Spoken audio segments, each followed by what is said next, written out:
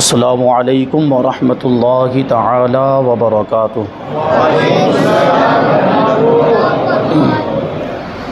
الحمد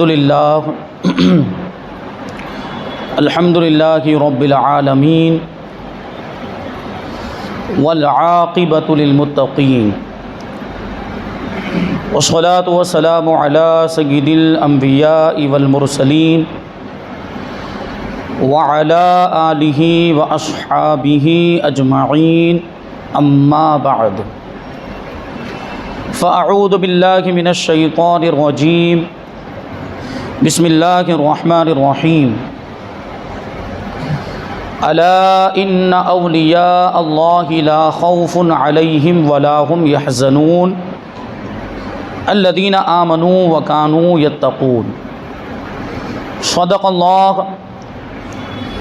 اللہ مولانا العظیم وصدق رسولہ النبی الامین المتین الکریم،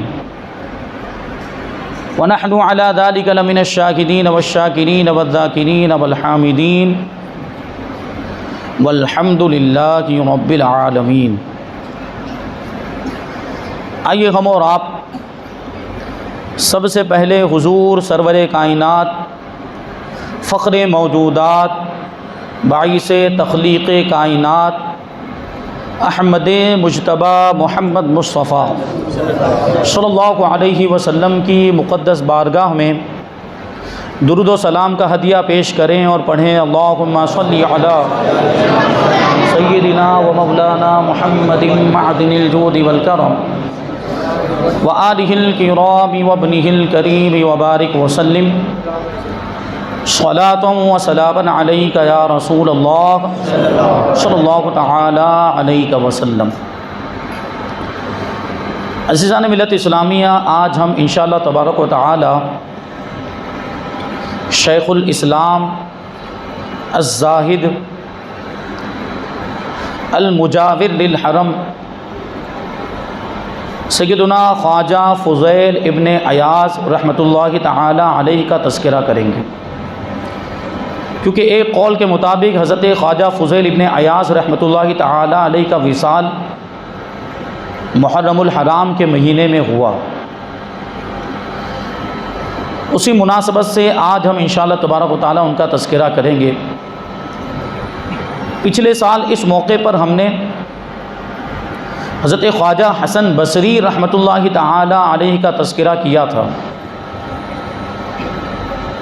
خواجہ حسن بصری رحمۃ اللہ تعالی علیہ حضرت خواجہ فضیل ابن عیاض کے دادا پیر ہیں۔ حضرت خواجہ فضیل ابن عیاض کے پیر حضرت عبد الواحد ابن زید رضی اللہ عنہ، اور ان کے پیر ہیں حضرت خواجہ حسن بصری رحمۃ اللہ علیہ۔ تو سلسلہ چشتیہ کے بڑے ہی عظیم الشان بزرگ ہیں، اور خواجہ حسن بصری رحمۃ اللہ تعالی علیہ کے بارے میں تو میں نے بیان کیا تھا کہ وہ تو سلسلہ چشتیہ کے سرچشمہ اور منبع ہیں، یعنی سلسلہ چشتیہ وہیں سے نکلا ہے، اور اسی سلسلے کے یہ بزرگ ہیں حضرت خواجہ فضیل ابن عیاض رحمۃ اللہ تعالی علیہ۔ حضرت خواجہ فضیل ابن عیاض رحمۃ اللہ تعالی علیہ کا نام فضیل، کنیت ابو علی اور ابو الفیض ہے۔ آپ کی پیدائش ایک روایت کے مطابق سمرقند میں ہوئی، اور ایک روایت کے مطابق بخارا میں ہوئی، بعض روایتوں میں خراسان بھی آیا۔ آپ قبیلہ بنو یربوع سے تعلق رکھتے تھے، جو بنو تمیم کی ایک شاخ ہے، جو عرب کا بڑا مشہور قبیلہ ہے۔ بعد میں کوفہ میں یہ لوگ آباد ہوئے۔ حضرت خواجہ حسن بصری رحمۃ اللہ تعالی علیہ سے حضرت خواجہ فضیل ابن عیاض رحمۃ اللہ تعالی علیہ کو بڑی محبت تھی، لیکن آپ حضرت خواجہ حسن بصری کے مرید نہیں بن پائے۔ یہ بھی واقعہ آپ سنیں گے کہ کیسے نہیں بن پائے، پھر حضرت خواجہ عبد الواحد ابن زید کے مرید کیسے بنے۔ حضرت خواجہ فضیل ابن عیاض رحمۃ اللہ تعالی علیہ ابتدائی زمانے میں ڈاکو اور رہزن تھے۔ سوچنے جیسی بات، غلط سنگت کی وجہ سے اور نامناسب حالات کی وجہ سے، اور یہ کہہ لیجئے کہ صحیح رہنمائی نہ ملنے کی وجہ سے آپ پہلے ڈاکو، اور ڈاکو ہی نہیں بلکہ ڈاکوؤں کے سردار تھے، قافلوں کو لوٹا کرتے تھے۔ اور وہ جو علاقہ تھا جس کے بارے میں کہا ابی ورد علاقے کا نام ہے، اور ایک علاقے کا نام ہے سرخس، ان دونوں علاقوں کے صحراؤں میں، جنگلوں میں حضرت خواجہ فضیل ابن عیاض اپنے چیلے ڈاکوؤں کو لے کر چھپ جاتے تھے، اور یہاں سے جب کوئی قافلہ گزرتا تھا تو اس پر حملہ کر کے اس کو لوٹ لیا کرتے۔ تو حضرت خواجہ فضیل اور آپ کے ساتھیوں کی دہشت لوگوں کے دلوں میں بیٹھی ہوئی تھی، لوگ ادھر سے گزرتے نہیں تھے، اور اگر گزرتے بھی تھے تو ڈرتے ہوئے گزرتے تھے کہ کہیں فضیل حملہ نہ کر دیں اور ہمارے قافلے کو لوٹ نہ لیں۔ یہ معاملہ تھا حضرت خواجہ فضیل ابن عیاض، تو ڈاکہ زنی میں اور رہ زنی میں اتنے زیادہ مشہور تھے اور ڈاکوؤں کے سردار تھے۔ لیکن پھر بھی دیکھیں اللہ تبارک و تعالیٰ نے چونکہ ولایت کا مرتبہ عطا فرمانا تھا، اس لیے ابتدائی سے کچھ صفتیں اور کچھ اچھی خوبیاں آپ کو عطا فرمائی۔ یعنی اتنے بڑے ڈاکو ہیں، ڈاکوؤں کے سردار ہیں حضرت خواجہ فضیل ابن عیاض، پھر بھی امانت داری، نیکیوں کا جذبہ، نمازوں کی پابندی، روزے کی پابندی، یہ سب موجود ڈاکو ہونے کے باوجود۔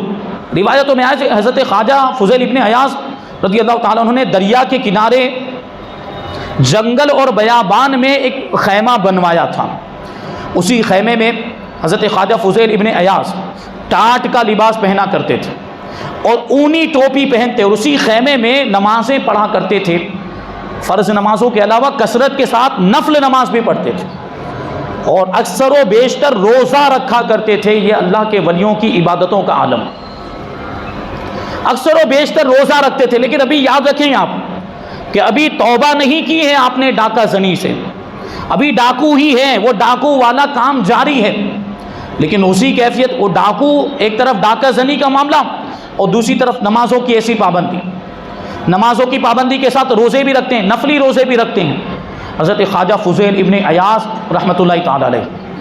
اور امانت داری، اور اللہ تبارک و تعالیٰ نے انسانی ہمدردی کا جذبہ بھی ایسا عطا فرمایا تھا کہ قافلوں کو لوٹتے تو تھے لیکن کبھی عورتوں پہ ہاتھ نہیں ڈالتے تھے، اور کبھی غریب کو نہیں لوٹتے تھے۔ اگر کوئی غریب آ جاتا، مسکین آ جاتا جس کے پاس کچھ مال نہیں ہوتا، تو اس کو لوٹنے کے بجائے اس کی مدد فرماتے تھے، اور اگر اس کے پاس سفر کا خرچ نہیں ہوتا تو اس کو خرچہ بھی مہیا فرماتے تھے۔ کہ حضرت فضیل ابن عیاض توبہ کرنے سے پہلے کی بات، جب توبہ کی تو پھر تو ولایت کے سرتاج بن گئے، ولایت کے تاجدار بن گئے، اپنے وقت کے قطب بن گئے۔ لیکن اس سے پہلے کے واقعات، یعنی اگر ہم گنہگار ہیں، ہم سے گناہ ہو جاتے ہیں اور ہم بہت برے ہیں، بہت غلط کام کرتے ہیں، تو ایسا نہیں ہے کہ اللہ تبارک و تعالی معاف نہیں فرمائے۔ سچے دل سے اگر توبہ کی جائے، اللہ تبارک و تعالی بڑے سے بڑا گناہ معاف فرماتے ہیں۔ ان اللہ یغفر الذنوب جميعا، بے شک اللہ تبارک و تعالی سارے گناہوں کو معاف فرما دیتا ہے۔ لا تقنطوا من رحمت اللہ، اللہ کی رحمت سے مایوس نہ ہونا، اور توبہ کی برکت سے اللہ تبارک و تعالی ولایت کے درجے عطا فرما دیتا ہے، ولی بھی بنا دیتا ہے۔ توبہ اس انداز کی ہونی چاہیے، سچی توبہ، خلوص دل کے ساتھ جو توبہ کی جائے۔ تو خواجہ فضیل ابن عیاض رضی اللہ تعالیٰ عنہ نے بھی ایسی ہی توبہ کی، لیکن اس سے پہلے کے واقعات سماعت کریں اور دیکھیں، تعجب خیز باتیں، بڑی دلچسپ باتیں ہیں۔ حضرت خواجہ فضیل ابن عیاض رحمۃ اللہ تعالیٰ علیہ، آپ کی دہشت اتنی زیادہ تھی کہ قافلے وہاں سے گزرنے میں ڈرتے تھے۔ ایک مرتبہ ایک قافلہ گزرا وہاں سے، اس علاقے میں سے، تو ان کو پتہ چل گیا کہ وہ ڈاکوؤں کا قافلہ آ رہا ہے، ڈاکو آ رہے ہیں لوٹنے کے لیے، ان کو خبر پڑ گئی۔ تو جو امیر قافلہ تھا، پورے قافلے والوں کے نقدی روپیے، رقم اور زیورات اس کے پاس تھے، تو اس نے کیا کیا، وہ ساری رقم کو لے کر اور سارے زیورات کو لے کر جنگل میں چلا گیا، اور یہ سوچ کر گیا کہ جنگل میں جا کر ایک گڈھا کھود کر یہ سارے زیورات کو اور یہ ساری رقم کو اس میں دفن کر دے گا، تاکہ یہ زیورات اور رقم محفوظ ہو جائے اور ڈاکو اس کو لوٹ نہ پائیں۔ اور جب ڈاکوؤں کا خطرہ چلا جائے گا، جب ڈاکوؤں کا خطرہ ٹل جائے گا، ڈاکو چلے جائیں گے، تو وہاں جا کر میں پھر سے نکال لوں گا۔ یہ قافلے کے امیر نے ایسا کیا۔ حالانکہ ابھی بات باقی کہ وہ زیورات لے کر گیا تو صحیح، وہ رقم لے کر گیا تو صحیح جنگل میں، یہ سوچ کر گیا تھا کہ گڈھا کھود کر اس کو دفن کر دے گا، لیکن جب جنگل میں پہنچا تو کیا دیکھا کہ دور ایک خیمہ موجود ہے۔ جب قریب گیا تو دیکھا کہ ایک نیک آدمی ہے جس نے ٹاٹ کا لباس پہنا ہوا ہے، اون کی ٹوپی پہنی، مصلی بچھا کے اللہ کی عبادت کر رہا ہے اس خیمے کے اندر۔ تو یہ جو قافلے کا امیر تھا اس کو لگا کہ یہ بہت نیک آدمی، اللہ کا ولی معلوم ہوتا ہے، عبادت گزار معلوم ہوتا ہے، لاؤ اس کے پاس ہی امانت کے طور پر یہ زیورات بھی رکھ دیے جائیں اور یہ رقم بھی دے دی جائے۔ ابھی اس کو کیا معلوم تھا کہ وہ کون ہے اندر خیمے کے اندر عبادت کرنے والا۔ بہرحال وہ پہنچا اور اس نے سلام کیا، سلام کا جواب، اور کہا کہ حضرت ایسا معاملہ ہے، ڈاکوؤں کا خطرہ ہے اور یہ زیورات اور یہ رقم لے کر آیا ہوں، میں نے تو سوچا تھا کہ گڈھا کھود کے دفن کر دوں گا، لیکن آپ مل گئے، آپ نیک شخص معلوم ہوتے ہیں، یہ آپ اپنے پاس امانت کے طور پر رکھ لیں، جب میں واپس آؤں گا تو مجھے دے دیجیے گا۔ اب وہ تو دے کر ٹھیک ہے، وہ جو شخص تھے خیمے کے اندر انہوں نے کہا کہ ٹھیک ہے کونے میں رکھ دو اور چلے جاؤ۔ تو اس نے سارے زیورات اور ساری جو رقم درہم و دینار اشرفیاں جو کچھ بھی تھا وہ ایک کونے میں رکھ دیا اور چلا گیا۔ اب جب وہ واپس اپنے قافلے میں پہنچا تو کیا دیکھتا ہے کہ ڈاکوؤں کا حملہ ہو چکا ہے، ڈاکو قافلہ لوٹ کے چلے بھی گئے، قافلہ لٹ چکا تھا، لوگوں نے بتایا کہ ڈاکو آئے اور سارا ساز و سامان لوٹ کر لے گئے۔ تو اب یہ پریشان، ہاں لیکن اس کو ایک طرف اطمینان تھا کہ زیورات وہاں رکھ کے آیا ہوں اور رقم بھی وہاں پر رکھے ہیں، تو وہ الٹے پاؤں وہیں سے پلٹا کہ چلو جاتے ہیں اور ان کے پاس سے زیورات لے کر آتے ہیں۔ جن کے پاس وہ نیک آدمی جو خیمے میں تھے، جن کے پاس امانت کے طور پر زیورات رکھے ہیں اور رقم رکھی، درہم و دینار رکھے ہیں، ان کے پاس سے واپس لے لیتے ہیں۔ تو یہ امیر قافلہ، امیر کارواں واپس وہاں اس خیمے کے پاس گیا۔ جب خیمے میں پہنچا تو کیا دیکھتا ہے، وہی سب ڈاکو مل کر جو سامان لوٹا تھا وہ سامان آپس میں تقسیم کر رہے تھے، یعنی وہ قافلہ کسی اور نے نہیں لوٹا تھا، حضرت خواجہ فضیل ابن ایاز اپنے ساتھیوں کے ساتھ خود ہی لوٹنے کے لیے گئے تھے۔ یہ ڈاکو کے زمان، جب ڈاکو تھے اس زمانے کی بات۔ اب جو آگے کی جو بات اور زیادہ تعجب خیز، اب یہ اس نے جب منظر دیکھا کہ قافلہ تو انہی لوگوں نے لوٹا ہے اور وہ سامان آپس میں تقسیم کر رہے ہیں، حصہ تیرا حصہ اتنا، تیرا حصہ اتنا، ایسے تقسیم کر رہے ہیں، تو اس نے کیا سوچا کہ میں نے اپنے پاؤں پر خود ہی کلہاڑی ماری، میں نے خود اپنے ہاتھ سے اپنا ہی سامان ڈاکوؤں کو دے دیا۔ یہ تو ایسے ہی ہو گیا کہ بھوکے کو روٹی دینا امانت کے طور پہ رکھنے کے لیے۔ تو گیا سامان، انہوں نے یہ سوچ لیا کہ زیورات بھی گئے اور وہ رقم بھی گئی، لیکن خواجہ فضیل ابن ایاز دیکھیے اس وقت بھی امانت داری کی کیا کیفیت تھی۔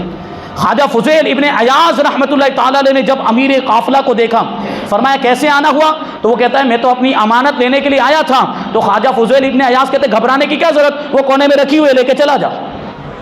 کونے میں رکھی ہوئی سارے زیورات وہاں پر محفوظ رکھے ہوئے تھے، وہ رقم بھی محفوظ رکھی ہوئی تھی، امیر قافلہ نے وہ رقم بھی لی، وہ زیورات بھی لیے، لے کر چلا گیا۔ اب جو خواجہ فضیل ابن ایاز کے ساتھی جو ڈاکو تھے وہ کہنے لگے کہ آپ ہمارے سردار ہیں اس لیے ہم اعتراض نہیں کرتے، لیکن یہ بات ہمارے ذہن میں کھٹک رہی ہے کہ قافلے کو ہم نے لوٹا تو ساز و سامان تو ملا تھا، لیکن زیورات ہمارے ہاتھ نہیں آئے تھے، رقم بھی ہمارے ہاتھ نہیں آئی تھی، یہ رقم موجود تھی، یہ زیورات موجود تھے، آپ نے اس کو کیوں دے دیے، ایسا کیوں کیا آپ نے؟ تو حضرت خواجہ فضیل ابن ایاز رحمۃ اللہ تعالی علیہ نے اس وقت بھی بڑا معرفت والا جواب دیا تھا، اور کیا کہا تھا کہ اس نے مجھ پر بھروسہ کیا، اس نے مجھ سے نیک گمان رکھا تھا، اس نے اچھا گمان رکھا تھا، اور میں بھی اپنے پروردگار سے اچھا گمان رکھتا ہوں، تو اس نے جو میرے ساتھ اچھا گمان رکھا تھا میں نے اس کو سچ کر دکھایا تاکہ پروردگار بھی میرے گمان کو سچ کر دکھائے اور میرے گناہوں کی بخشش فرما دے۔ یہ خواجہ فضیل ابن ایاز۔ اچھا ایک مرتبہ ایسے ہی ایک قافلے کو لوٹا، قافلہ لوٹنے کے بعد وہ سارے ڈاکو کھانا کھانے کے لیے بیٹھ گئے، تو قافلے والوں میں سے ایک شخص نے یہ ڈاکوؤں سے پوچھا کہ کیا تمہارا کوئی سردار نہیں ہے؟ تو ان لوگوں نے جواب دیا ہاں ہے نا۔ تو اس نے پوچھا کہاں ہے؟ بولے وہ وہاں نماز پڑھ رہے ہیں۔ کیا کہا؟ وہ نماز پڑھے وہاں پہ۔ تو وہ شخص جو قافلے کا ایک آدمی تھا وہ کہتا ہے ابھی تو نماز کا ٹائم نہیں، ابھی کیوں نماز؟ بولے نفل نماز پڑھ رہے ہیں، نفل نماز بھی کثرت کے ساتھ پڑھتے ہیں ہمارے سردار۔ پھر اس نے پوچھا کہ تم لوگ کھانے کے لیے بیٹھے ہو، وہ کھانے کے لیے کیوں نہیں آئے؟ کیا وہ کھانا نہیں کھاتے؟ تو ڈاکوؤں نے جواب دیا کہ وہ روزہ رکھتے ہیں۔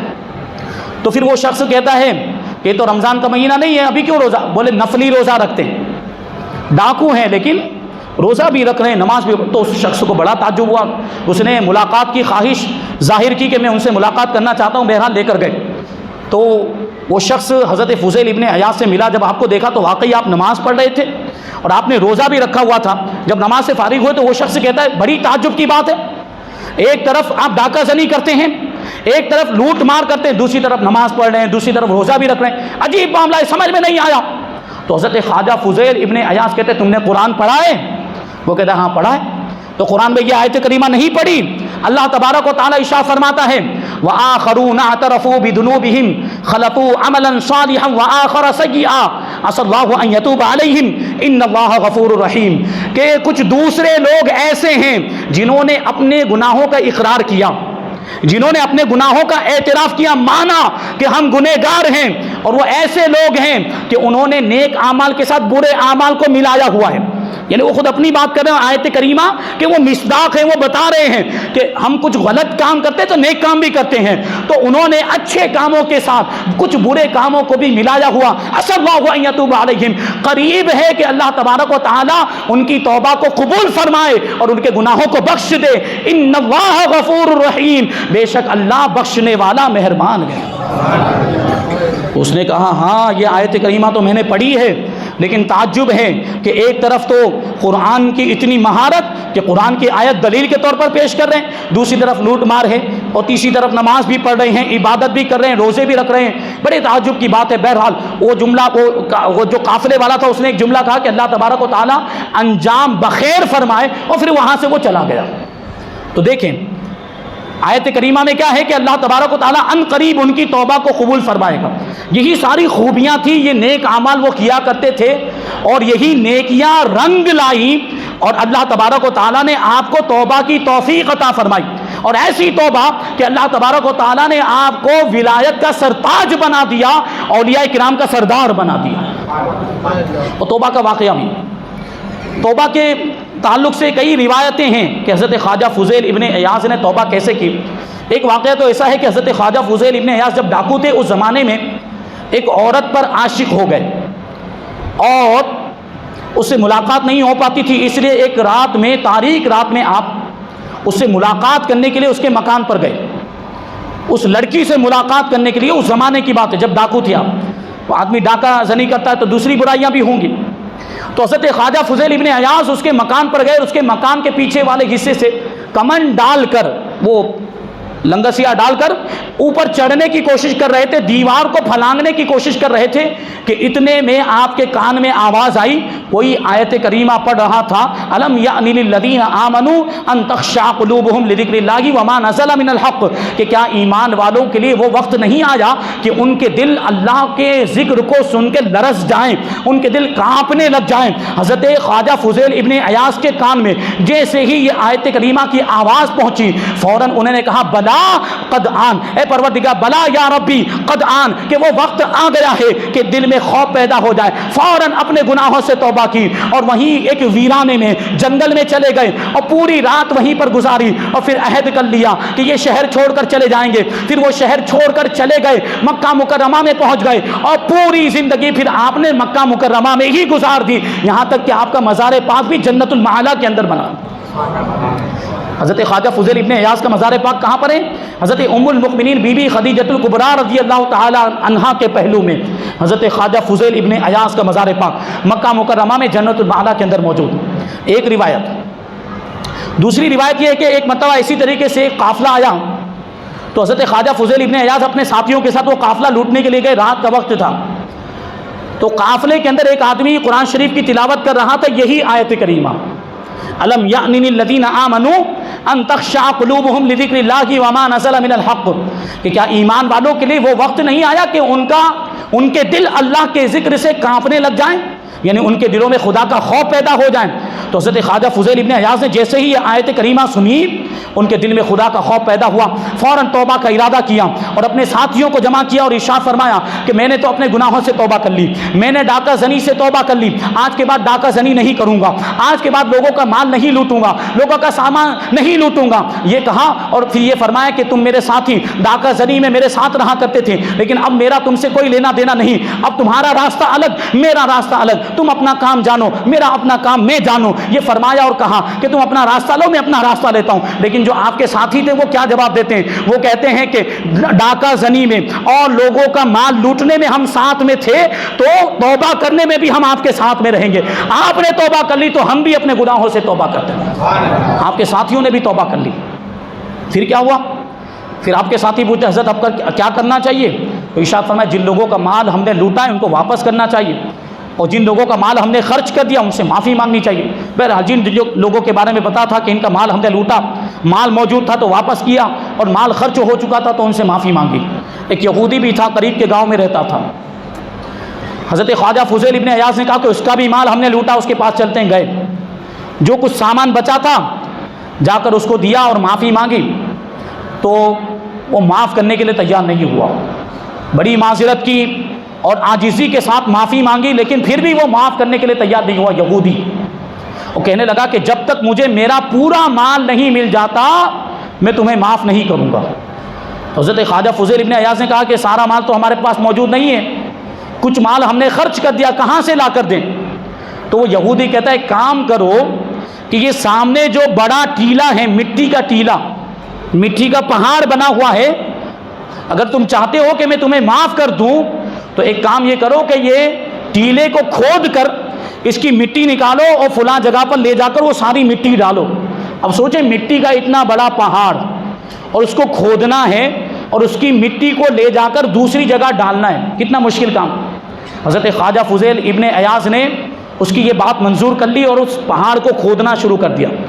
پورا دن محنت کرتے تھے اور پورا دن مٹی نکالتے، لے جاتے، وہاں پر ڈالتے، تھک جاتے تھے، لیکن وہ مٹی کا پہاڑ ختم نہیں ہوتا تھا۔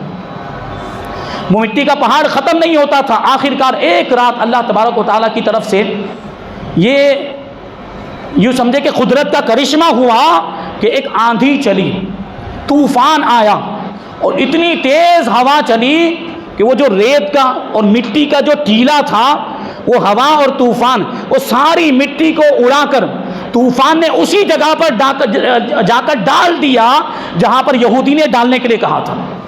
یعنی حضرت خواجہ فضیل ابن عیاض کا کام اس طریقے سے آسان ہو گیا، وہ پورے ٹیلے کی مٹی وہاں پہنچ گئی خود بخود جہاں یہودی نے مٹی ڈالنے کے لیے کہا، لیکن یہودی ماننے والوں میں سے نہیں تھا۔ وہ دوسرے دن کہتا ہے کہ یہ تو قدرتی طور پر ہوا ہے، یہ کام تم نے اپنی محنت سے نہیں کیا، یہ تو قدرت نے کیا ہے، اگر تم نے کیا ہوتا تو میں تمہیں معاف کر دیتا۔ تو حضرت خواجہ فضیل ابن عیاض کہتے کہ پھر میری معافی کی صورت کیا ہوگی، تم ہی بتاؤ۔ تو وہ کہتا اچھا ایک کام کرو کہ میں نے اپنے بستر پر اپنے تکیے، اپنے سرانے، اپنے تکیے کے نیچے اشرفیوں کی ایک تھیلی رکھی ہوئی ہے، دینار کی ایک تھیلی رکھی ہوئی ہے، وہ تھیلی تم وہاں سے لے کر آؤ اور مجھے دے دو، میں سمجھوں گا کہ تم نے میرا مال مجھے واپس کر دیا، میں تمہیں معاف کر دوں گا۔ حضرت خواجہ فضیل ابن عیاض گئے اور وہ تھیلی واپس لے کر آئے، اشرفیوں کی تھیلی اس کے سرہانے پر اس کے تکیے کے نیچے رکھی ہوئی تھی، لے کر آئے اور یہودی کے حوالے کی۔ یہودی نے وہ تھیلی کو کھول کر دیکھا۔ حضرت خواجہ فضیل ابن عیاض کہتے کہ اب کیا معاملہ، آپ مجھے معاف کریں گے کہ نہیں کریں گے؟ تو یہودی کیا کہتا ہے، معاف کرنے کی بات سائیڈ میں رکھو، پہلے مجھے کلمہ پڑھا کے مسلمان بناؤ، پہلے مجھے کلمہ پڑھاؤ، میں مسلمان ہونا چاہتا ہوں۔ حضرت خواجہ فضیل ابن عیاض نے اس کو کلمہ پڑھایا اور مسلمان ہو گیا۔ اب پوچھتے ہیں کہ معاملہ کیا ہے، تھیلی میں ایسا تو کیا تھا کہ تم تھیلی کو دیکھ کر کلمہ پڑھ کے مسلمان ہو گئے، تم تو یہودی تھے۔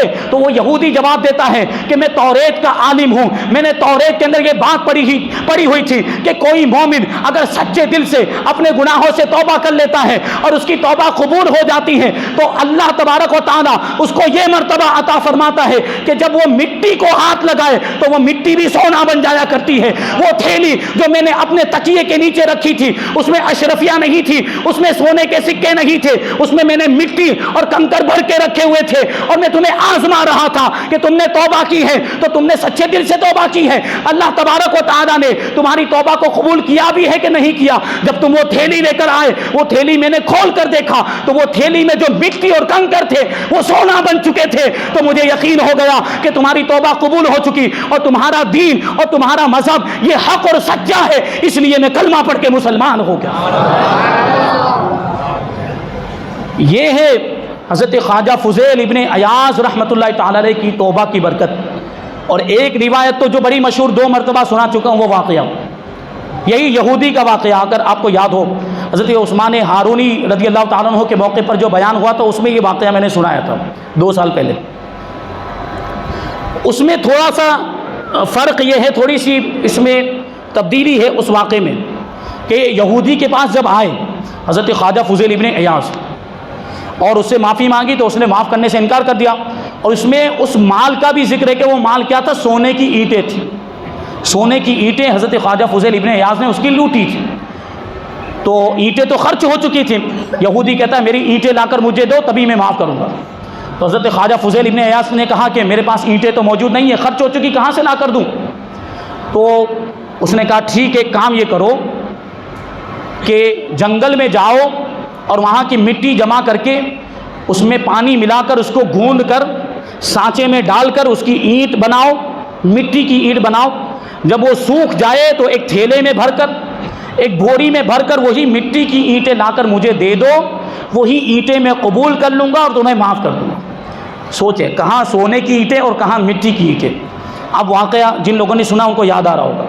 تو حضرت خواجہ فضیل ابن عیاض رحمۃ اللہ تعالی علیہ جنگل میں گئے اور مٹی جمع کی، مٹی میں پانی ملایا اور اس کو گوندا اور سانچے میں ڈھال کر اینٹ تیار کی، اس کو سوکھنے کے لیے رکھا. جب اینٹ سوکھ گئی اس کو بوری میں بھرا اور اپنے ہاتھوں سے بوری میں بھر کر وہ بوری اپنے کندھے پر اٹھا کر لائے اور یہودی کے سامنے لا کر اس کو رکھ دیا. وہ یہودی کہتا ہے کہ ٹھیک ہے، یہ بوری کو کھولو اور اس میں سے اینٹیں نکالو. حضرت خواجہ فضیل ابن عیاض نے جب اس تھیلے کو کھولا، جب اس بوری کو کھولا اور اینٹیں اندر سے باہر نکالی تو وہ اینٹیں جو پہلے مٹی کی تھی وہ سونے کی اینٹیں بن چکی تھی. وہ سونے کی اینٹیں بن چکی تھی. اب حضرت خواجہ فضیل ابن عیاض رحمۃ اللہ تعالی علیہ تعجب کر رہے ہیں کہ ہم گئے اور مٹی ہم نے خود اپنے ہاتھوں سے جمع کی، خود اپنے ہاتھوں سے اس میں پانی ملایا، خود ہم نے اس کو گوندھ کر سانچے میں ڈھال کر ہمارے سامنے وہ ہم نے مٹی سے اس کو اینٹ کو تیار کیا اور پھر جب یہ اینٹ جب تیار ہو گئی تو ہم نے خود اپنے ہاتھوں سے اس کو بوری میں بھرا اور بوری میں بھر کر بوری کو اٹھا کر بھی ہم اپنے کندھے پر یہاں لے کر آئے. درمیان میں وہ بوری کہیں پر ادھر ادھر بھی نہیں ہوئی. تو یہ مٹی کی اینٹیں سونے کی کیسے بن گئی؟ تو غیب سے آواز آئی کہ اے فضیل ابن عیاض، یہ تیری توبہ کی برکت ہے، تیری توبہ کی برکت سے اللہ تبارک و تعالیٰ نے مٹی کی اینٹوں کو سونے کی اینٹوں میں تبدیل کر دیا. اسی طریقے سے اللہ تبارک و تعالیٰ توبہ کرنے والوں کے گناہوں کو بھی نیکیوں میں تبدیل کر دیا کرتا ہے. سچے دل سے توبہ اگر کی جائے، سچے دل سے اگر کوئی توبہ کرے تو اللہ تبارک و تعالیٰ ایسا اونچا مقام عطا فرماتا ہے. تو ہم بھی غور کریں، اولیاء کرام کے واقعات کو ہم سنتے ہیں تو بس ایسا نہیں کہ بہت اچھا واقعہ تھا، بہت دلچسپ واقعہ، بہت مزہ آیا اور سن کے بس ادھر سے سنا ادھر سے نکال دیا. ایسا نہیں ہونا چاہیے، بلکہ اس واقعے سے جو سبق ملتا ہے، ہمیں کیا سبق ملتا ہے، وہ سبق ہم سنیں اور پھر اپنی زندگی میں سدھار لانے کی کوشش کریں، اپنے گناہوں سے توبہ کریں. یہ اولیاء کرام کی زندگی سے ہمیں سبق ملتا ہے. اب حضرت خواجہ فضیل ابن عیاض نے توبہ کر لی اور توبہ کرنے کے بعد پھر علم حاصل کرنے کے لیے نکلے. تو سب سے پہلے آپ کوفہ پہنچے. کوفہ میں امام اعظم ابو حنیفہ رضی اللہ تعالیٰ عنہ کی بارگاہ میں پہنچے. امام اعظم سے ایک عرصے تک آپ نے علم حاصل کیا، فیض حاصل کیا، یہاں تک کہ بہت بڑے محدث بن گئے. حضرت خواجہ فضیل ابن عیاض کی حدیثیں کثرت کے ساتھ مروی، بخاری شریف کے اندر بھی موجود ہیں، مسلم شریف کے اندر اور حدیث کی دوسری کتابوں کے اندر بھی حضرت خواجہ فضیل ابن عیاض کی روایت کی ہوئی حدیثیں موجود. سوچے کتنے بڑے محدث ہوں گے. اور امام بخاری سے بھی پہلے کے اور امام مسلم کے بھی پہلے کے ہیں حضرت خواجہ فضیل ابن عیاض، کیونکہ آپ کی ولادت 106 ہجری میں ہوئی ہے یا 107 ہجری میں ہوئی اور آپ کا وصال 187 ہجری میں ہوا ہے. حضرت خواجہ فضیل ابن عیاض اور امام بخاری یا امام مسلم یا دوسرے محدثین یہ بہت بعد کے محدثین، اس لیے انہوں نے حضرت خواجہ فضیل ابن عیاض کی روایت کی وہ حدیثوں کو اپنی اپنی کتابوں میں لکھا ہے. اتنے بڑے محدث تھے، اتنے بلند پایا محدث تھے حضرت خواجہ فضیل ابن عیاض. کوفہ میں رہ کر آپ نے علم حاصل کیا، ظاہری باطنی سارے علوم. اور امام اعظم ابو حنیفہ کے علاوہ جو دوسرے اہل کمال اور اہل علم حضرات، بڑی بڑی شخصیتیں اور بڑی بڑی ہستیاں کوفہ میں موجود تھیں، ان کے پاس بھی آپ گئے اور ان سے بھی فیض حاصل کیا. یہ کوفہ یہ پہلے جو ہے کہ ویران جگہ تھی، یہاں پر کوئی شہر آباد نہیں تھا. جب قادسیہ وغیرہ فتح ہوئے، مسلمان عراق میں آباد ہوئے تو حضرت سعد ابن ابی وقاص رضی اللہ تعالیٰ عنہ صحابی رسول، آپ نے حکم دیا کہ ایک دوسری جگہ تلاش کی کی جائے، کیونکہ اس وقت تک مسلمان مدائن میں رہتے تھے اور مدائن کی آب و ہوا مسلمانوں کو راس نہیں آ رہی تھی، بیمار پڑ جا رہے تھے، اس لیے حضرت سعد ابن ابی وقاص نے ایک نئی جگہ کو تلاش کرنے کا حکم دیا۔ مسلمانوں نے یہ جگہ تلاش کی جہاں پر کوفہ آباد ہے، یہ جگہ تلاش کی گئی اور پھر یہاں پر مسلمانوں کے گھر بنائے گئے۔ آپ کو معلوم کتنے گھر بنائے گئے، کتنے مسلمانوں کے رہنے کے لیے مکانات بنائے گئے؟ روایتوں میں آیا کہ 40,000 آدمیوں کو وہاں پر آباد کیا گیا،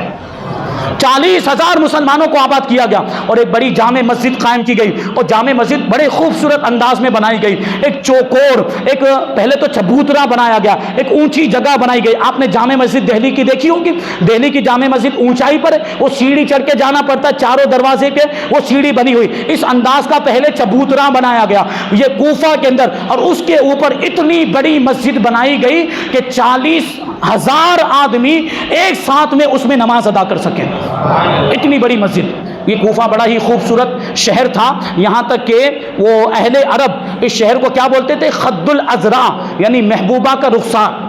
محبوبہ کا رخسار کتنا خوبصورت ہوتا ہے، اتنا خوبصورت یہ شہر، یعنی اس کو تشبیہ دی جاتی تھی، وہ اتنا خوبصورت شہر تھا۔ اور یہ عربی گرامر کے 2 حصے ہیں، اس میں سے ایک حصہ نحو ہے، نحو کی شروعات اسی شہر سے ہوئی ہے، اور فقہ حنفی کی شروعات بھی یہیں سے ہوئی، کیونکہ امام اعظم ابو حنیفہ رضی اللہ تعالی عنہ بھی کوفہ کے رہنے والے تھے۔ تو یہ کوفہ شہر میں حضرت خواجہ فضیل ابن عیاض رحمۃ اللہ تعالی علیہ پہنچے اور وہاں علم حاصل کیا، بلند پایا محدث بن گئے، بہت بڑے عالم دین بن گئے۔ اب روحانی تربیت حاصل کرنے کے لیے پیر و مرشد کی تلاش میں نکلے۔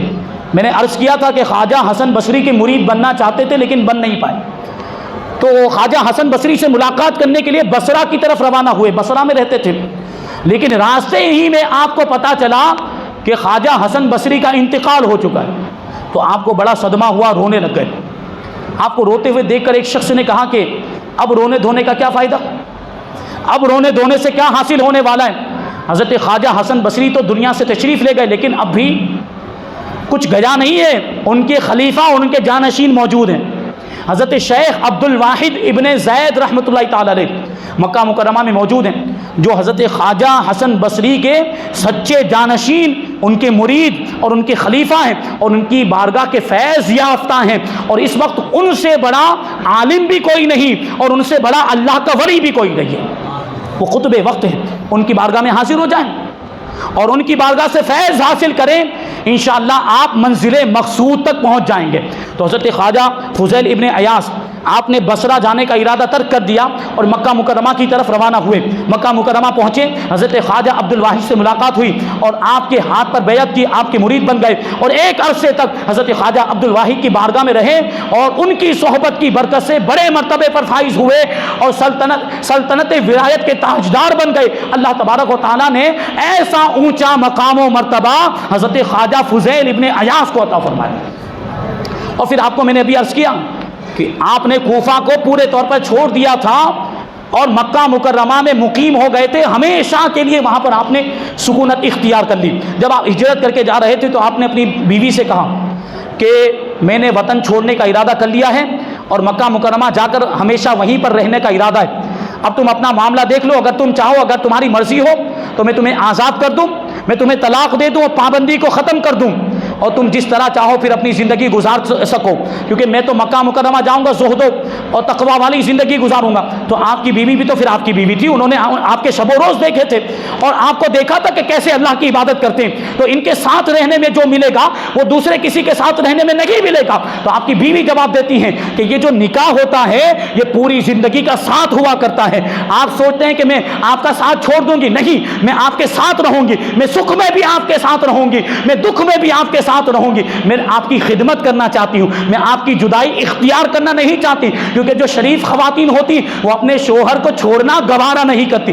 آپ جہاں جائیں گے میں آپ کے ساتھ رہوں گی، آپ مکہ مکرمہ جائیں گے وہاں بھی میں آپ کے ساتھ رہوں گی۔ تو حضرت خواجہ فضیل ابن عیاض اپنی بیوی کو، اپنی اہلیہ کو لے کر مکہ معظمہ پہنچ گئے اور وہیں پر دونوں نے سکونت اختیار کر لی، خانہ کعبہ کی خدمت کیا کرتے تھے اور حرم کے مجاور بن گئے تھے، وہاں جو بھی لوگ آتے ان کی بھی خدمت کرتے تھے۔ حضرت خواجہ فضیل ابن عیاض अयाज रहमतुल्लाह ताला अलैह मक्का मुकर्रमा में मुस्तकिल सुकूनत इख्तियार कर ली। इसी दरमियान का एक वाक़या है, हज़रत शुआइब इब्ने हर्ब का बयान है कि मैं खाने काबा का तवाफ़ कर रहा था कि अचानक पीछे से किसी ने मेरी चादर को खींचा। जब मैंने पीछे मुड़कर देखा तो वो हज़रत ख्वाजा फुज़ैल इब्ने अयाज थे। मैंने पूछा क्या मामला है, तो हज़रत ख्वाजा फुज़ैल इब्ने अयाज कहते हैं कि अगर आसमान की सारी मखलूक़ात भी हमारे लिए शफाअत करें, हमारा और तुम्हारा मामला ऐसा है कि अगर आसमान सारे आसमान वाले भी हमारी शफाअत करें तो भी हमारे हक में किसी की शफाअत कबूल नहीं की जाएगी। सोचे कि कितने बड़े दर्जे पर फाइज, अल्लाह के कितने बड़े वली हैं, लेकिन आजिज़ी और इनकिसारी का ये आलम कि क्या कहते हैं कि अगर सारे आसमान वाले यानी सारे फरिश्ते, अगर सारे फरिश्ते भी हमारे लिए अल्लाह की बारगाह में शफाअत करें, सिफारिश करें, तो भी हमारे हक में किसी की सिफारिश कबूल नहीं होगी, किसी की शफाअत कबूल नहीं होगी, यानी हम इतने बड़े गुनहगार। तो हज़रत शुआइब फरमाते हैं कि काश कि मैंने हज़रत ख्वाजा फुज़ैल इब्ने अयाज को देखा ही ना होता, क्योंकि उनसे मुलाकात हुई और उन्होंने ये जुमला इरशाद फरमाया तो मेरा दिल बेचैन हो गया, मेरा दिल बेकरार हो गया, अब मुझे सुकून ही नहीं मिल रहा है। अब उनके जुमले का ये असर मेरे दिल पर हो गया कि बस यही ख्याल आता है कि मेरी शफाअत कैसे हो पाएगी, मेरे गुनाह कैसे बख्शे जाएंगे, मेरी मग़फ़िरत कैसे हो पाएगी। ये अल्लाह के वलियों की बात होती है कि वो अल्लाह तबारक व तआला के महबूब बंदे होते हैं, अल्लाह ताला उनको गुनाहों से महफूज रखता है, लेकिन फिर भी अल्लाह का खौफ ऐसा उनके दिलों में होता है। एक मरतबा हज़रत ख्वाजा फुज़ैल इब्ने अयाज रहमतुल्लाह ताला अलैह ने ये बात इरशाद फरमाई, लोगों के सामने बयान किया कि अगर सारी दुनिया भी मुझे लाकर दे दी जाए और सारी दुनिया लाकर दे दी जाए और उसमें हराम का शायबा भी ना हो, हराम का शक भी ना हो, पूरी दुनिया का माल और पूरी दुनिया की दौलत मेरे कदमों में लाकर रख दी जाए और उसमें हराम का एक ज़र्रा भी ना हो, और साथ में ये भी इत्मीनान दिला दिया जाए, साथ में ये भी यकीन दिला दिया जाए कि ये सारी दौलत का हिसाब नहीं होगा, क़यामत के दिन जो भी दौलत मेरे पास ला के रखी जाएगी उसका हिसाब नहीं देना पड़ेगा, फिर भी मैं उस दुनिया से नफरत करूंगा और फिर भी उस दुनिया से इस तरह बचूंगा जैसे कि तुम में से कोई मुर्दार से नफरत करता है और मुर्दार से दूर भागता है और मुर्दार से एहतियात करता है ताकि वो मुर्दार का जिस्म तुम्हारे कपड़े पर न लग जाए। मैं इस तरीके से दुनिया से भागूंगा। इसी वजह से तो हज़रत ख्वाजा फुज़ैल इब्ने अयाज का एक लक़ब है जाहिद, और जाहिद का मतलब ये होता है दुनिया से बेरग़बती रखने वाला, दुनिया से अलग रहने वाला, दुनिया से ला ताल्लुक़ हो जाने वाला। ये हज़रत ख्वाजा फुज़ैल इब्ने अयाज रहमतुल्लाह ताला अलैह की शान। जब आपके विसाल का वक्त करीब आया, जब आपका आखिरी वक्त आया, तो आपने अपनी बीवी को बुलाया और बुलाने के बाद वसीयत फरमाई कि देखो हमारी 2 बेटियां हैं, 2 लड़कियां हैं, जब तक मैं ज़िंदा था वहाँ तक तो मैं उनकी हिफाजत करता रहा, लेकिन अब मेरे इंतकाल का वक्त करीब आ गया है। जब मेरा इंतकाल हो जाए और मुझको दफन कर दिया जाए तो एक काम ये करना कि अपनी दोनों बेटियों को कोहे अबू कुबैस पर लेकर जाना। ये मक्का मुकर्रमा में एक पहाड़ है, जबल अबू कुबैस। दोनों बच्चियों को वहाँ पर लेकर जाना और मेरी तरफ से अल्लाह तबारक व तआला की बारगाह में रोते हुए ये अर्ज़ करना कि मैं जब तक ज़िंदा था, जब तक हयात था, अपनी दोनों बच्चियों की हिफाजत करता रहा, लेकिन अब मैं मरने वाला हूँ और कब्र की जेल में कैद होने वाला हूँ। अब मैं हिफाजत करने से माजूर हूँ, अब मैं अपनी बच्चियों की हिफाजत नहीं कर सकता। तो ए परवरदिगार, ये तेरी अमानत में तेरी बारगाह में तेरी हिफाजत में देता हूँ। चुनांचे हज़रत ख्वाजा फुज़ैल इब्ने अयाज का इंतकाल हो गया तो आपकी वसीयत के मुताबिक आपकी अहलिया, आपकी बीवी, आपकी ज़ौजा मोहतरमा दोनों बेटियों को लेकर जबल अबू कुबैस पर गई और वहाँ रो रो कर मुनाजात की और अल्लाह की बारगाह में अर्ज़ किया। जो जो हज़रत ख्वाजा फुज़ैल इब्ने अयाज ने कहा था वो सारी बातें अल्लाह की बारगाह में अर्ज़ की, और आप रो रही थी, गिरिया वो जारी कर रही थी कि इसी दरमियान में अमीर यमन यानी यमन का बादशाह, यमन का गवर्नर और यमन का हाकिम वो वहाँ से गुज़रा। तो उसने हज़रत ख्वाजा फुज़ैल इब्ने अयाज रहमतुल्लाह ताला अलैह की अहलिया के रोने की आवाज़ सुनी, उनकी गिरिया और जारी की आवाज़ सुनी तो वो करीब आया, उनकी खिदमत में हाजिर हुआ और पूछा, बीवी क्या मामला है, क्यों रोती हैं? तो आपने सारा माजरा सुनाया, सारा वाक़या सुनाया कि मेरे शौहर का इंतकाल हो गया और उन्होंने मुझे ऐसी ऐसी वसीयत की थी कि जबल अबू कुबैस पर जाकर अल्लाह की बारगाह में ऐसा ऐसा अर्ज़ करना कि मैं इन बच्चियों की हिफाजत नहीं कर सकता, अब इसकी हिफाजत ये अमानत है, یہ امانت تیری امانت میں نے تیری بارگاہ میں سپرد کر دی۔ تو وہ جو امیر یمن تھا وہ اپنے ساتھ اپنے دونوں لڑکوں کو لے کر آیا تھا۔ تو امیر یمن جواب دیتا ہے کہ اے بی بی اب تمہیں فکر کرنے کی ضرورت نہیں، یہ بچیاں اب میری بچیاں ہوئی، میں اپنے دونوں لڑکوں کے ساتھ ان کا نکاح کرانے کے لیے تیار ہوں۔ تو حضرت خواجہ فضیل ابن ایاز رحمۃ اللہ تعالی علیہ کی اہلیہ سمجھ گئی کہ یہ اللہ تبارک و تعالیٰ کی طرف سے انتظام کیا گیا ہے، اور دونوں بچیاں ان کے حوالے کر دی۔ امیر یمن جو تھے وہ دونوں بچیوں کو لے گئے، بڑے بڑے علماء بڑے بڑے مشائخ کو جمع کیا، شریف لوگوں کو اور امیروں کو جمع کیا، عظیم الشان محفل منعقد کی گئی، اور اس محفل میں امیر یمن نے حضرت خواجہ فضیل ابن ایاز کی دونوں بیٹیوں کے ساتھ اپنے دونوں لڑکوں کا نکاح کر دیا، اور اس طریقے سے ان کی زندگی سکون اور اطمینان کے ساتھ گزرنے لگ گئی۔ تو یہ حضرت خواجہ فضیل ابن ایاز رحمۃ اللہ تعالی علیہ کی زندگی، سوچیں آپ کہ کیسی تبدیلی آئی اور کیسا انقلاب آیا۔ ڈاکو تھے، لوگ آپ سے ڈرتے تھے اور لوگوں کے دل میں آپ کی ہیبت بیٹھی ہوئی تھی، لیکن جب توبہ کی تو توبہ کی برکت سے اللہ تبارک و تعالیٰ نے کتنا اونچا مقام عطا فرمایا، ولایت کا درجہ عطا فرمایا، لوگوں کا رہنما بنا دیا۔ یہ بات بیان کی جاتی ہے کہ حضرت خواجہ فضیل ابن ایاز رحمۃ اللہ تعالیٰ علیہ پہلے رہزن تھے تو اب رہبر بن گئے، پہلے ڈاکو تھے اب لوگوں کے رہنما بن گئے، اور پہلے گنہگار تھے اب اللہ کے ولی بن گئے۔ اللہ تبارک و تعالیٰ نے ایسا مقام عطا فرمایا۔ حضرت خواجہ فضیل ابن ایاز کا ایسا مقام و مرتبہ کہ ہارون رشید جیسا وہ خلیفہ اور بادشاہ بھی آپ کی بارگاہ میں فیض حاصل کرنے کے لیے آتا تھا۔ وہ ایک بہت لمبا واقعہ ہے کہ وہ ہارون رشید آپ کی بارگاہ میں آیا تھا نصیحت حاصل کرنے کے لیے، بڑا متاثر ہوا۔ حضرت خواجہ فضیل ابن ایاز نے ہارون رشید کو جب نصیحت کی تو وہ رونے لگ گیا تھا اور اس پر غشی طاری ہو گئی، بے ہوش ہو گیا تھا، ایسی نصیحت کی تھی حضرت خواجہ فضیل ابن ایاز رحمۃ اللہ تعالیٰ نے۔ لیکن جب وہ جانے لگا تو اس نے سوچا کہ ان کو کچھ نظر پیش کرنی چاہیے۔ اس نے پہلے تو پوچھا کہ آپ پر کسی کا قرضہ ہے؟ تو انہوں نے کہا کہ ہاں قرضہ ہے۔ تو ہارون رشید پوچھتا ہے کس کا قرضہ ہے؟ تو فرماتے ہیں کہ اللہ تبارک و تعالیٰ کا قرضہ ہے، یعنی اس کی عبادت میرے ذمے پر لازم ہے، مجھے اس کی عبادت کرنی چاہیے۔ تو ہارون رشید پوچھتا ہے کہ لوگوں کا قرضہ ہے کہ نہیں؟ تو کہا نہیں، اللہ کا فضل و کرم ہے کہ کسی کا قرضہ نہیں، کسی کے سامنے ہاتھ پھیلانے کی ضرورت نہیں پڑتی، اللہ تبارک و تعالیٰ نے ہمیں اس سے محفوظ رکھا ہے۔ بہرحال وہ تو چلا گیا، 1000 روپے 1000 دینار اس نے پیش کیے تھے، لیکن حضرت خواجہ فضیل ابن ایاز نے لینے سے انکار کر دیا، اور یہ فرمایا تھا کہ میں تمہیں نیکی کا راستہ بتا رہا ہوں اور تم مجھ پر بوجھ ڈالنا چاہتے ہو، یہ دینار مجھے دے کر، یہ اشرفیہ مجھے دے کر قبول کرنے سے انکار کر دیا۔ لیکن جب ہارون رشید دروازے پر پہنچا تو آپ کی بیوی آئی، اور آنے کے بعد دیکھیے کیسی قناعت والی زندگی، حضرت خواجہ فضیل ابن ایاز کی زندگی، کیسی صبر والی زندگی اور سادگی والی زندگی۔ آپ کی بیوی آئی اور کہنے لگی کہ 1000 اشرفیاں تھیں، اگر آپ نے قبول کر لی ہوتی تو کتنا اچھا ہو جاتا، ہماری زندگی آسان ہو جاتی، اور جو گزر بسر کے معاملات تھے اس میں ہمیں کشادگی حاصل ہو جاتی۔ تو حضرت خواجہ فضیل ابن ایاز نے اپنی بیوی سے فرمایا کہ تو ایسے ہی ہو گیا، ہم دونوں کی مثال اس شخص کی طرح ہے جس کے پاس اونٹ ہو اور وہ اونٹ ہی اس کی کمائی کا ذریعہ ہو، اور وہ اونٹ کی کمائی کے ذریعے سے روزانہ اپنے کھانے پینے کا انتظام کرتا ہو، لیکن جب اونٹ بوڑھا ہو جائے تو اس کو کاٹ کے کھا جائے۔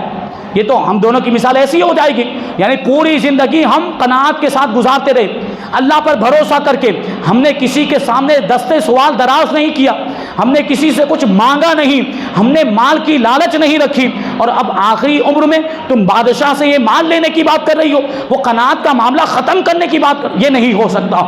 اب ہارون رشید نے حضرت خواجہ فضیل ابن ایاز کی اور آپ کی بیوی کی یہ گفتگو سن لی تو وہ واپس آئے۔ واپس آنے کے بعد وہ یہ سوچ کر آیا تھا کہ اب شاید یہ اشرفیاں لے لیں گے، یہ تحفہ قبول کر لیں گے، پھر وہ دینے لگا۔ تو حضرت خواجہ فضیل بن ایاز وہاں سے اٹھ کر چھت کے اوپر چلے گئے، وہاں جا کر بیٹھ کر اس سے بات ہی نہیں کی، کوئی جواب نہیں دیا۔ تو ہارون رشید بھی چھت پر آپ کے پاس جا کر بیٹھ گیا، پوری رات اس طریقے سے بیٹھے رہے، یہاں تک کہ ایک سیاہ فام لونڈی اور باندی آئی اور اس نے آ کر ہارون رشید سے کہا کہ آپ نے پوری رات ہمارے بزرگ کو پریشان کیا ہے، لہٰذا یہاں سے اٹھ کر جاؤ۔ جب یہ کہا تو ہارون رشید اٹھ کر وہاں سے گیا۔ تو بات یہ ہے کہ خواجہ فضیل ابن ایاز کا یہ مقام و مرتبہ کہ ہارون رشید جو وقت کا بادشاہ ہے وہ بھی آپ کی بارگاہ میں فیض حاصل کرنے کے لیے آتا ہے۔ یہ ہارون رشید اس سے پہلے حضرت سفیان ابن عیینہ کی بارگاہ میں بھی گیا گیا تھا اور حضرت عبدالرزاق ابن حمام کی بارگاہ میں بھی گیا تھا، لیکن اس کو جو پریشانی تھی اور اس کی وہ پریشانی دور نہیں ہو رہی تھی، اس کی بے قراری دور نہیں، اس کو سکون حاصل نہیں ہو رہا تھا، لیکن جب وہ حضرت خواجہ فضیل ابن عیاض کی بارگاہ میں حاضر ہوا اور آپ نے اس کو نصیحت فرمائی، آپ سے اس نے نصیحت حاصل کی، تو باہر نکلنے کے بعد اپنے وزیر فضل ابن ربیع برمکی سے کہتا ہے کہ اب جب تم کو میں جب بھی بولوں کہ کسی اللہ والے کے پاس مجھے لے کر جاؤ تو خواجہ فضیل ابن عیاض جیسی شخصیتوں کے پاس لے کر جانا، کیونکہ یہ مسلمانوں کے سردار ہیں۔ یہ مقام و مرتبہ ہے حضرت خواجہ فضیل ابن عیاض۔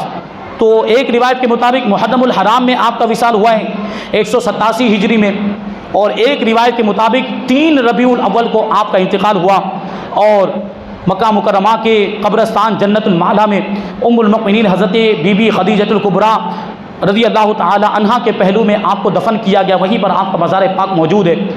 اللہ تبارک و تعالیٰ کی بارگاہ میں دعا ہے کہ جو کچھ بھی بیان ہوا اس پر ہم سب کو عمل کرنے کی توفیق عطا فرمائے۔ حضرت خواجہ فضیل ابن عیاض رحمۃ اللہ تعالیٰ علیہ کے نقش قدم پر چلتے ہوئے ہمیں بھی اپنے گناہوں سے توبہ کرنے کی توفیق عطا فرمائے اور نیکیوں والی زندگی گزارنے کی ہم سب کو توفیق عطا فرمائے۔ وما علینا الا البلاغ۔ السلام علیکم۔